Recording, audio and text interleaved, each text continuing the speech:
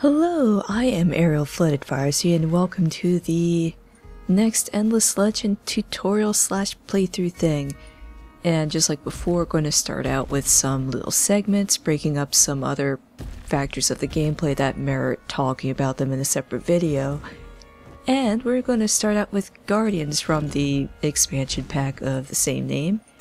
You get a bunch of these big dudes here, and there's two others too. They're just elsewhere on the map right now for purposes of demonstration. Now what these are special units. You unlock them starting tier 3 by researching the appropriate text. So you get Skoros here, there's Gios and Photios in tier 4, then Neros and Atmos in tier 5.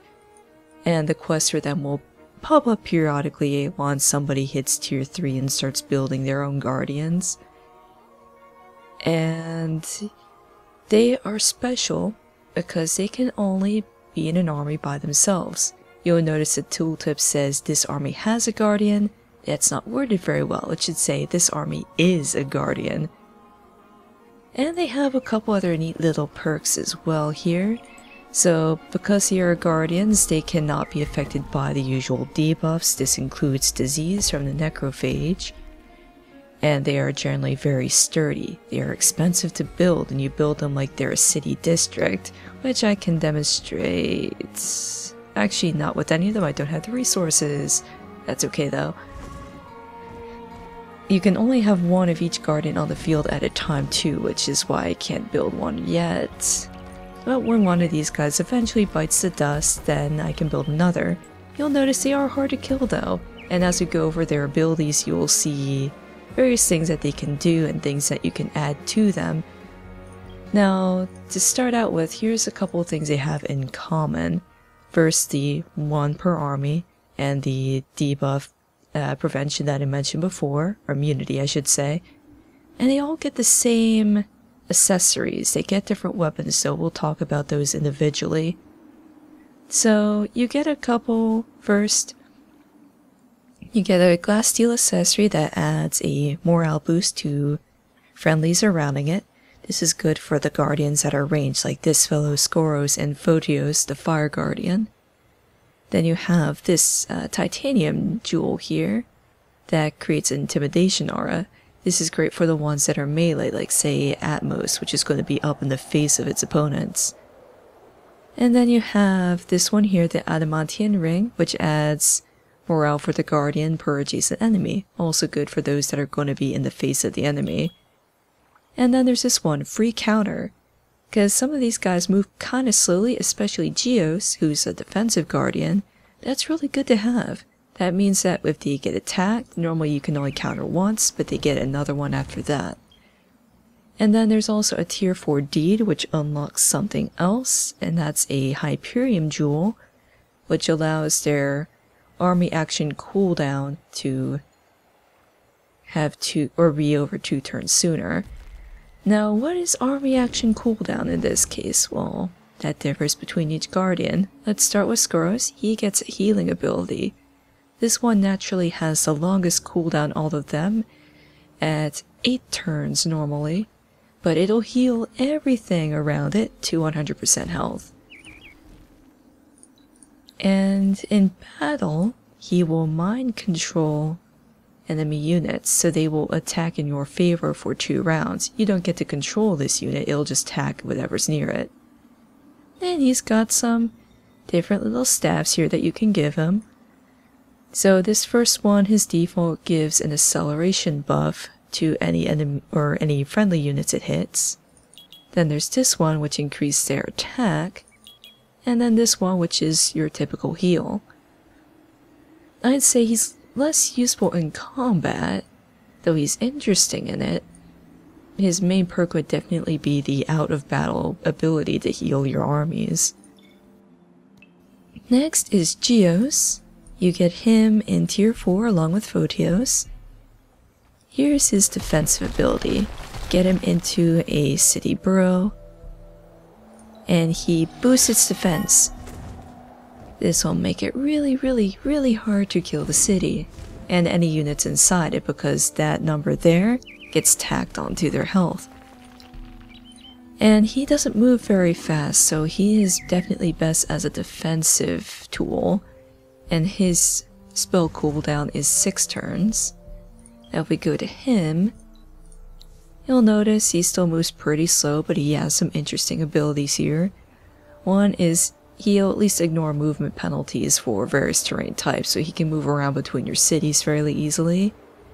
But you'll see too, he does have the -1 battle movement, so when he is in combat he's not going to move very fast. But he has this attack. Deals 25% damage on all opponents when attacking with a big earthquake. So yeah, he's not one that you want to have go first, because he'll hit everything on the field. He's got a little birdie up there, he's great. So either way, his first one, 40% defense against range attacks. That's fairly useful if you just want him as a defensive thing. He's got a ton of health to begin with. Then you have this one, which gives him plus damage to range and support units. This one, not as good. He's not going to get within range of them very fast. And then there's this one, circular attack strike back. So his counter turns into a circular attack, which hits all adjacent units for 50% damage. So combine that with this. Yep. Considering that the main way you kill guardians is surrounding them with crap, that is a very, very powerful tool. Next is Photios, who has a very dramatic entrance, and he has a very dramatic ability. This is called Ward. It gives you a 10-tile vision radius from where he's standing. This one has the lowest cooldown of all the spells at mere 4 turns. And definitely useful for scouting. You can see all sorts of stuff. Look, there's a village that's not destroyed yet. Hey, it's a quest guardian. We'll run into him later with a little tutorial sort of thing on how to combat these guys. So yeah, he is powerful. And he's got some interesting toys as well. His big thing is he sets things on fire. Works kind of like the disease mechanic, except it doesn't spread to other things nearby. And he already does a lot of damage to begin with, so the burning mechanic kinda overkill, but good for other guardians and heroes. And his weapons, he starts out with Infantry Slayer, pretty normal. Then he can get the Smethorite one, which boosted damage to a unit on a force tile. Very situational, but can be good. This one I like though. Precision 3, plus 3 attack range. His default is 3. So with 6 range, and your typical battlefield being 9 tiles wide, yep, he can pretty much shoot across the entire field. Close to it. I personally prefer that one because I can keep him way safe, way in the back, and he can just snipe things with flaming fire. I like him, he's one of my favorites. Next is one that you'd assume would be a favorite based on his name. He is Neros. He is a daunting looking fellow, but he's not so great, especially for something unlocked in tier 5. Here's what he does. Flood is his spell, has a 6-turn cooldown. You can destroy watchtowers or resource extractors in an area of 1 tile around this enemy. So bam, there goes a watchtower. You'll notice it does not affect the village. Now here's why I don't think this is so great. With shadows out now, you get a pillage ability, which means you can disable a building for 8 turns, as well as steal resources from it. And it's just such a better ability. Because this one, considering what you get him at tier 5, you say you destroy a resource extractor, the opponent can build it in what? 1 turn? 2 turns maybe? Assuming they don't just buy it with dust. So, yeah, it's very non-effective ability, easy to work around that. He's got some interesting combat stuff though. He is basically a cavalry unit, and he gets the usual charge ability, so you get an attack boost for each tile you move, and then tsunami charge, so he will attack in a cone, and the size of the cone depends on how far he moves. And he'll get a movement boost along rivers too, so he can move pretty quickly on the field. So he starts out with Flying Slayer for his weapon, not so great. And then he gets Infantry Slayer, also not so great. But then he has Damaging Charge, so he gets a damage boost as well as an attack boost for moving. And I would say that's really the only one worth using for him. And since he's going to be one that's running out in the field, you definitely want to give him the free counter as well, just in case he gets attacked, and probably Glory or Death as well. So he gets the morale boost. And the last one is... where you go? Here it is, Atmos. He's also tier 5. He's kind of lackluster for other tier 5 things that you can get, but he's actually fairly good. He can pack quite a punch. His spell is teleportation. He can do this once every 6 turns into a 10 tower radius. So out of all these guys, he can move, and since he's a flying unit, these cliffs, no problem. And he can move pretty quickly on his own anyway, and moves even faster during the winter, like now. And he's got his own little things too. This particular one is Blood Rage, so if you assign him a target, and it dies before the end of that particular battle round, he gets a 50% damage boost. You'll see he starts out with not so much by default, and he's one of the weaker overall ones, but he makes up for it with his raw speed. And his weapons, he starts out with Cavalry Slayer, pretty ho-hum. Then he gets a stun, which is pretty useful. I mean, it's a 40% chance to stun with this thing, so if you're not killing the target with this guy, you're at least going to knock it out of commission for a while, so something else can kill it. And then Sweep Strike Back 4, so for his counter, he will attack in an arc. And he's got a pretty high speed value. His initiative on the lower end actually, so this is something that you use. He's just able to move across the field pretty quickly. Now, the recent Forges of Creation patch added another neat thing. These guys called Ciphers. Basically, they're only unlocked with a quest that's fairly hard to complete.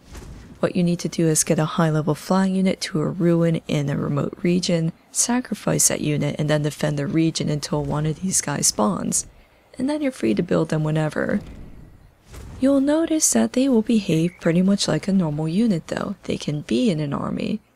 They can have the usual upgrades and such. But then you're going to go, wait, these guys are really powerful. Why do I just use these guys instead of just for killing guardians? I can siege cities with these, kill other armies. It's like, yeah, you can. But look at the industry cost. So 2,900 industry plus a bunch of strategic resources compared to, say, this Dawn Officer at nearly a third the cost. So yeah, you could definitely use just these Scyther guys, but not worth it. They're very expensive. And you can still put them with an army too. They don't have to be on their own like I have them here. Like these Dawn Officers, bam, with their new buddies. So they are expensive and they are useful, but I'd say keep them for killing guardians, which you can easily do by just mobbing them with units, especially ranged ones, which I'll demonstrate with this army shortly. And in the event you can't unlock these guys, you can get a specific quest item for your hero. Now where is it? I know I have it unlocked. There it is. This is an accessory, you equip it to the hero, and they get the same Guardian Slayer boost that the Scythers get, although not quite as good. And that's something else that you would unlock through quests normally. Alright, so I am going to get this army over to where Photios is and set up an attack on the quest Atmos so you can see, at least get an idea of how you would approach a battle with just one of these guys. I'll rejoin you in just a moment. And scratch that. The quest ended when the winter ended. I thought I'd be able to get over here in time. Oh well, I'll show it in the playthrough where I'm going to be playing as the Forgotten, and it's going to be a pretty bellicose playthrough, so I'm sure I'll run across somebody with a Guardian and show you how to approach them. Basically, Make sure the Guardian does not go in first because it's the solo army concept. You'll just have the Guardian standing out in the middle of the field with your army slowly trickling in. Better to start out with, say, these guys, where you have 9 units including the hero going out onto the field, and then have the Guardian act as a reinforcement. That way too they start up behind your troops, which is great for Skoros and Phodios who are ranged. Anyway, I'll see you guys later. Next up will be a preview on how to do espionage, which came with the Shadows expansion.